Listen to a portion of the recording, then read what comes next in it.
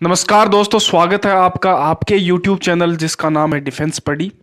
दोस्तों, RSR team के द्वारा आज आपको बहुत ही प्यारा सा बहुत ही छोटा सा टॉपिक जो कि है रिमूवल ऑफ द ट्रू आपको पढ़ाया गया। आज हम उसी टॉपिक पे बेस्ड कुछ क्वेश्चन करेंगे। देखिए, इंडियन एयरफोर्स का एग्जाम के अंदर आपको बताया कि इंग्लिश है वो 20 नंबर का आता है, जिसमें से आपका 5 नंबर का आपको यहाँ पे पैसेज देखने को मिलता है, 5 नंबर का आपको पैसेज देखने को मिलता है और 5 नंबर की आपको वोकेब देखने को मिलती है।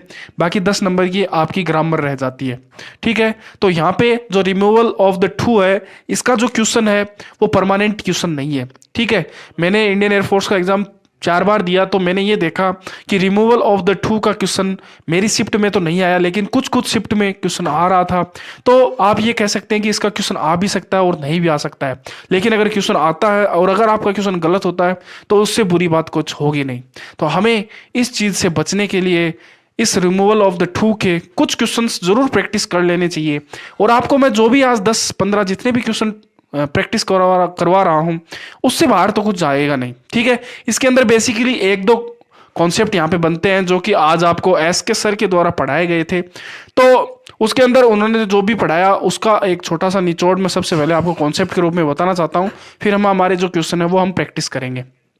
तो इसके अंदर आपके इंडियन एयरफोर्स के अंदर कैसा क्वेश्चन आता है, इसके अंदर आपका सबसे पहले ऊपर क्वेश्चन दिया होगा, नीचे 4 ऑप्शन आएंगे और उसके अंदर जो ठू ठू है या फिर जो भी उसके अंदर ठू का जो भी सेंस का जो भी वर्ड आएगा उसको वहां से हटा के सेम सेंस का नीचे जो ऑप्शन होगा हमें वो चूज करना है। ठीक है, तो आप इसके अंदर जैसा कि मैं आपको हमेशा हर टॉपिक की एक स्मार्ट अप्रोच बताने की कोशिश करता हूं, तो आपको अगर रिमूवल ऑफ द ठू का क्वेश्चन आपके कंप्यूटर स्क्रीन के ऊपर आपको जब दिखाई देता है तब आप क्या करोगे, तब आपको ये देखना है कि ये कौन से टाइप का क्वेश्चन है।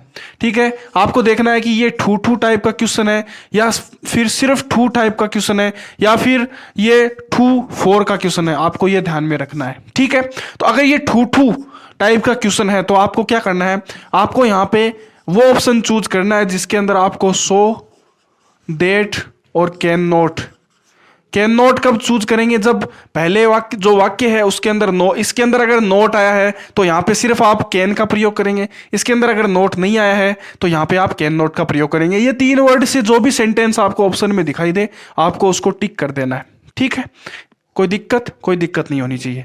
और जब ओनली ट्रू और ट्रू 4 ये इस 2 टाइप का जो क्वेश्चन आएगा तो वो हम अपने सेंस से इस क्वेश्चन को सोल्व करेंगे। ठीक है, सेंस से सोल्व करने का क्या मतलब है कि उसके अंदर हमारी कोई भी कॉन्सेप्ट है, कोई भी रूल है वो फॉलो नहीं करेगा। उसके अंदर बस हमें यह देखना होगा कि ऊपर जो क्वेश्चन है उसके अंदर हमें जो सेंटेंस दिया हुआ है उसके अंदर उसका क्या सेंस निकल रहा है, उसी के सेंस का उसी सेंस मतलब कि जो उस वाक्य का जो मतलब है वो ऑप्शन 4 ऑप्शन में एक ऐसा ऑप्शन होगा उसका जो मतलब होगा सेम उसी का वही मतलब होगा, वही मतलब वाला ऑप्शन हमें टिक करना है। ठीक है, बहुत ही छोटी चीज है, मैंने आपको बता दी है। अब चलिए अपन अपने जो प्यारे प्यारे छोटे छोटे क्वेश्चंस हैं वो सॉल्व करते हैं। सबसे पहला क्वेश्चन आपको आपकी स्क्रीन के ऊपर दिखाई दे रहा होगा, मेरे हिसाब से बहुत ही इजी क्वेश्चन आपको लग रहा होगा। देखिए, टॉपिक बहुत इजी है लेकिन इसका क्वेश्चन अगर गलत हो गया तो फिर वो बात सही नहीं होगी। सबसे पहला हमारा क्वेश्चन है वो बहुत ही इजी है, he is too honest to steal. He is too honest to steal का मतलब क्या है, इसका मतलब उसको छोड़िए आप। मैंने क्या आपको बोला कि आप टू आपको दिखाई दे रहा है तो मैंने आपको ये बोला था कि आपको वह वाक्य चूज करना है जिसके अंदर मेरे को सो दैट, इसके अंदर नोट नहीं आया तो आप वाक्य में देखेंगे कैन नॉट। ठीक है, बहुत ही इजी तरीके से मैं आपको बता रहा हूं। जिन मेरे भाइयों को इंग्लिश समझने में दिक्कत होती है वो इस चीज का सहारा ले सकते हैं। बाकी जो जिनका सेंस अच्छा है, जो लोग इंग्लिश में अच्छे हैं, तो वो तो यही देखेंगे कि भाई रिमूवल ऑफ ट्रू का मतलब क्या है। इसका मतलब यही है कि जो ऊपर वाक्य दिया हुआ है उसी का मतलब नीचे वाक्य में होना चाहिए, तो वो तो उस हिसाब से भी कर सकते हैं। लेकिन जिनको मेरी तरह इंग्लिश समझ में नहीं आती है वो लोग इस छोटे से तरीके का फायदा उठा सकते हैं और वो बिना सोचे समझे यहाँ पे बहुत ही इजी तरीके से ऑप्शन नंबर 2 को यहाँ पे राइट कर सकते हैं। ठीक है, चलिए नेक्स्ट क्वेश्चन की ओर हम चलते हैं। बाकी देखिए सारे ऑप्शन गलत है, बाकी सारे के सारे ऑप्शन यहाँ पे गलत मैं बोल सकता हूँ। ठीक है, चलिए हम नेक्स्ट के और चलते हैं। ठीक है, नेक्स्ट देखिए हमारा you are too weak to walk. वही सेम कॉन्सेप्ट है, टू का कॉन्सेप्ट है। तो आप देखेंगे सो दैट और कैन नॉट। ठीक है, अब बहुत सारे वाक्यों के अंदर सेंस के हिसाब से यहाँ पे कैन नॉट की जगह वुड नॉट, विल नॉट, वो भी आ सकता है, कुड नॉट भी आ सकता है अगर पास्ट में होगा, तो उस हिसाब से आप उसको चेंज जरूर करेंगे। ऐसा नहीं है कि एकदम रट के बैठे हो।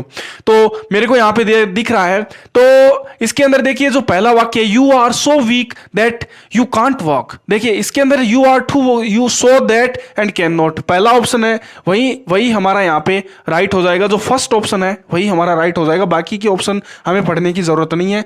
पहला ऑप्शन है वही हमारा पूर्णतः यहाँ पे राइट हो जाएगा। ठीक है, चलिए नेक्स्ट क्वेश्चन की ओर हम चलते हैं। The patient was too weak to sit up in bed.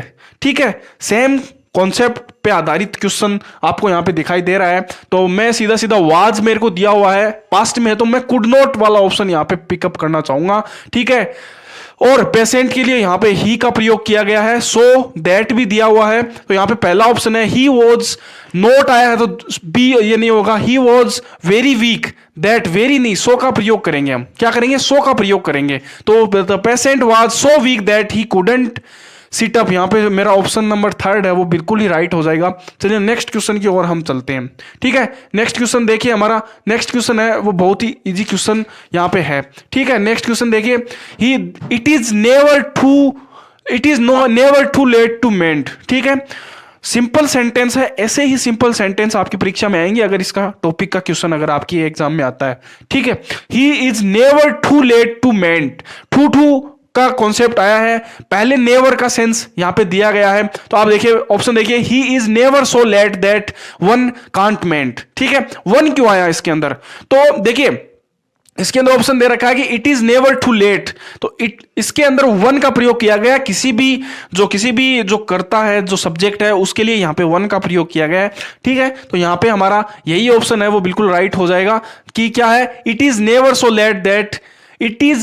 So late that one can't meant. Option number 1 है वही हमारा राइट हो जाएगा। ठीक है, नेक्स्ट देखिए, tea is too hot to drink, same वही कॉन्सेप्ट है, टू दिया हुआ है तो हमें क्या करना है, हमें सो दैट और कैन नॉट का प्रयोग करना है। ठीक है, tea is so hot that one can't drink it. यहां पे क्या होता है, हमेशा आपको दैट के बाद में सब्जेक्ट का प्रयोग करना अति आवश्यक है, कंपलसरी है। अगर आप सब्जेक्ट का प्रयोग नहीं करोगे तो आपका क्वेश्चन गलत हो जाएगा।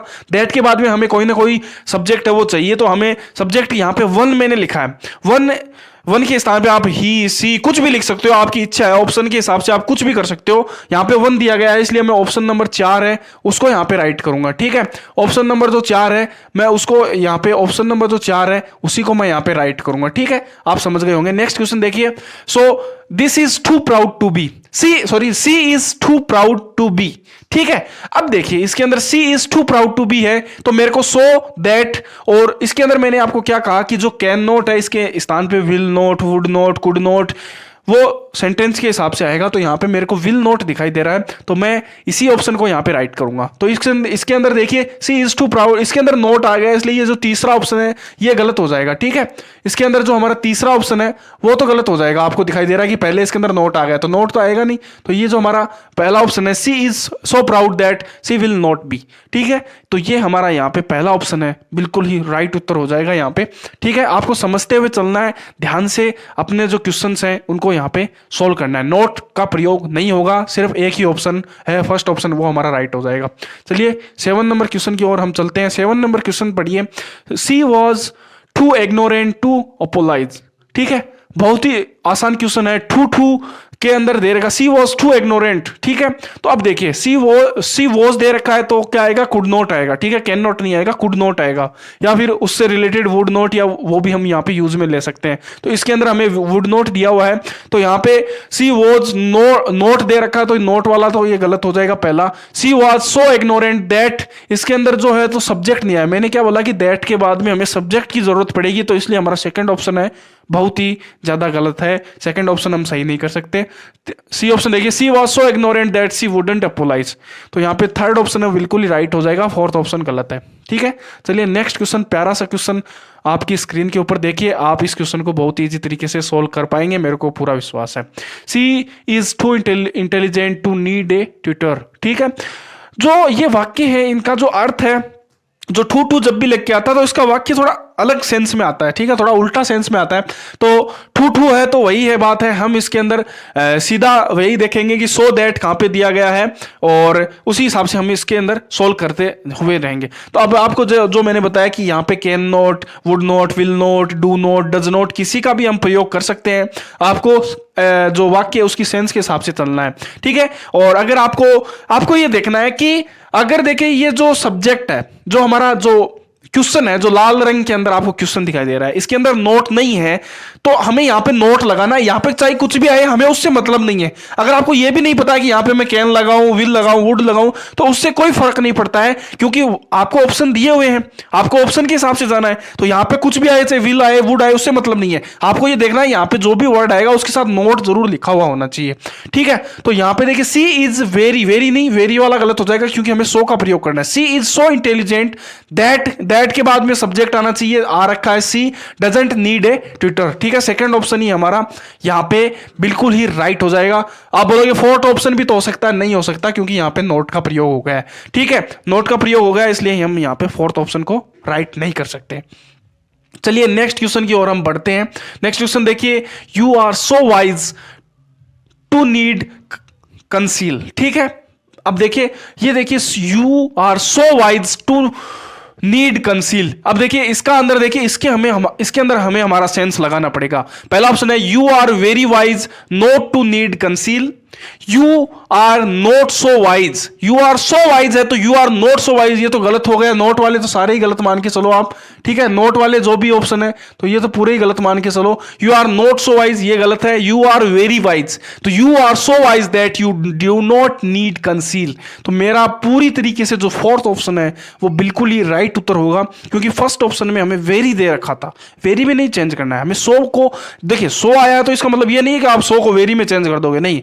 हमारा जो सेंस ऑफ द सेंटेंस है वो so that, can not, could not, would not, does not, do not, वही वाला होगा। तो वही हमारा फोर्थ ऑप्शन है, ये राइट हो जाएगा। चलिए नेक्स्ट क्वेश्चन की ओर हम चलते हैं। हमारा नेक्स्ट क्वेश्चन बहुत ही प्यारा question, this fan is too high for me to touch, ठीक है। आप इसका अर्थ समझ गए होंगे, तो इसका ऑप्शन हमें देखना है too, this is too high for me. मैंने आपको एक चीज बताई थी कि हमारा जो टाइप है इसके अंदर टू फोर वाला आता है, ठीक है। टू फोर वाले के अंदर हमें हमारा सेंस ऑफ द ह्यूमर काम में लेना पड़ेगा। तो अब देखिए, this fan is not high, note, देखिए नोट आ गया तो ये तो ऑप्शन वैसे भी गलत हो जाएगा, ठीक है। आपको मैंने क्या बोला कि नोट नहीं आना चाहिए, नोट तो आया तो पहले ही गलत हो गया।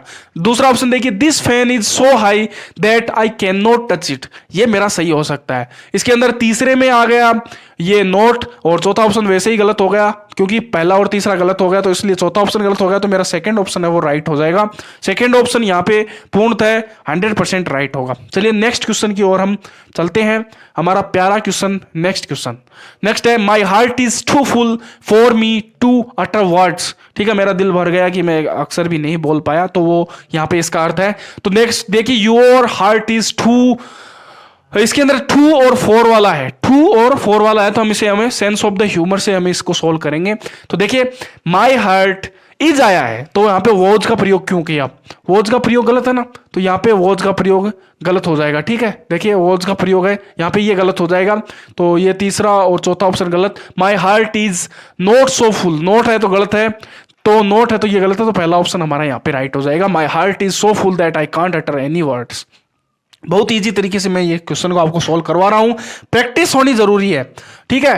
छोटा टॉपिक है लेकिन प्रैक्टिस होनी जरूरी है, क्योंकि अगर क्वेश्चन आ गया तो गलत नहीं होना चाहिए।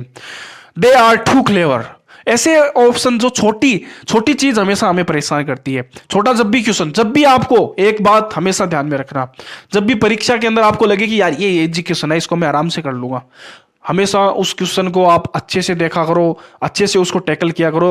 हर बार वो क्वेश्चन जो छोटा आपको दिखाई देता है वो आपको घुमा सकता है, ऑप्शन के अंदर वो घुमाया हुआ हो सकता है, तो आपको ध्यान से चलना है, ठीक है।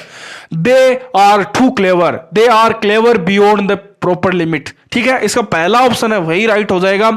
इसका जो नॉर्मल स्ट्रक्चर होता है तो वो ऐसे बनता है कि they are clever than it is proper, ऐसे जो नॉर्मल सेंटेंस है वो ऐसे बनता है, लेकिन हमें तो ऑप्शन के अकॉर्डिंग राइट करना है, तो हमारा जो पहला ही ऑप्शन है वही यहाँ पे राइट हो जाएगा। बाकी सारे ऑप्शन गलत है क्योंकि सब में नोट दे रखा है, ठीक है। चलिए नेक्स्ट क्वेश्चन देखिए।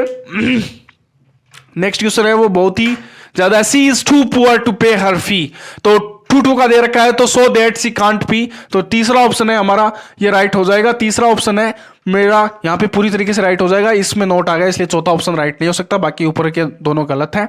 ठीक है, नेक्स्ट ऑप्शन, नेक्स्ट देखिए, नेक्स्ट है he was too greatly shocked to speak a word. ठीक है, टू का दे रखा है तो हमें क्या देखना है, हमें सिर्फ सो दैट और उसका प्रयोग देखना है। वॉज दे रखा है तो कुडंट आएगा, तो मेरा यहाँ पे सेकंड ऑप्शन है वो राइट हो जाएगा, बाकी सारे ऑप्शन गलत हैं। सो दोस्तों आज आपको मैंने 15 क्वेश्चन रिमूवल ऑफ टू के यहाँ पे सॉल्व करवाए हैं, इससे बाहर कुछ नहीं आएगा। ठीक है, आपका ये मान भी सकते हो कि एक क्वेश्चन आ भी सकता और नहीं भी आ सकता। ये 15 क्वेश्चन आपने कर लिया ना, it is more than enough है रिमूवल ऑफ टू के लिए। और कल मेरे हिसाब से सर आपको नया टॉपिक पढ़ाएंगे दूसरा, तो उसकी हम प्रैक्टिस लेके आएंगे। और प्लीज़ इसकी जो पीडीएफ आपको टेलीग्राम चैनल में मिल जाएगी, आप ले लेना पीडीएफ। और मैं आशा करता हूँ आप इस वीडियो को आगे आगे शेयर करेंगे। और दोस्तों फिर मिलेंगे नेक्स्ट वीडियो में आपके साथ, तब तक के लिए जय हिंद।